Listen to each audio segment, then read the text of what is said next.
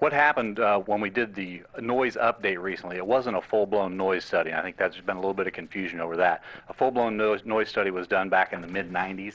That involved a lot of community outreach, public hearings, etc. All that happened this last time was a noise update to the maps. It was the same basic planes, F-16s, just a different engine. So it's kind of a different process. So I think that's important from the outset, because I know there's been a lot of concern about why wasn't a full study done. Why we can talk tonight about numbers of planes and all of that, but not a whole lot changed in terms of the planes themselves. They're still F-16s. It was just a different type of engine. The current U.S. planes were GE engines. The new Dutch planes that they fly were Pratt & Whitney engines, but they're both F-16s. The Pratt & Whitneys just make a slightly different sound, a little bit louder. I have the noise exposure maps to actually show anybody if they want, but what you would find if you look at them, they didn't change much at all. It's kind of in the shape of a dolphin, if you will, and the tail end of the dolphin, which is down closer to you folks, just came down a little bit further. It didn't get to the village. So, I have those if you want to see them, but not a lot changed. So, I think why we came down to is to just kind of hear a little bit about, what you're experiencing and why, why the concerns, so that we can hopefully answer your questions. So, give it back to the Colonel here.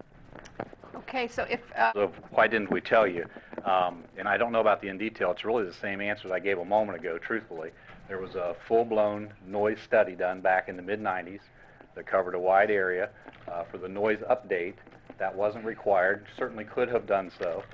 I got to be honest with you, there wasn't a whole lot of involvement back in the mid-90s. That's okay. That's your guys' choice completely. We had there's a difference between a public hearing and a public information session. We did hold a public information session. We advertised it just like we typically do. It did include the Springfield News-Sun. I don't believe it included the local paper. That does have circulation down in this area as well. So we did meet the requirements, but it wasn't some sneak attack or some attempt to cover up, honestly. It was simply because it was a change in the engine in the planes. What about a notification to Miami Township, Yellow Springs, Greene County? Those weren't done either. I agree with you. They were not done. Why?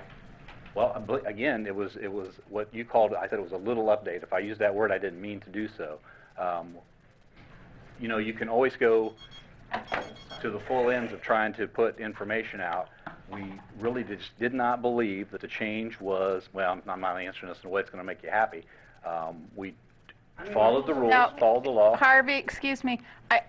We can ask questions and to listen to the answer. I don't want back and forth thing arguing, please. Sure. Yeah. I mean, the bottom line, we did what was required by the law. We followed the law. I know you disagree with that.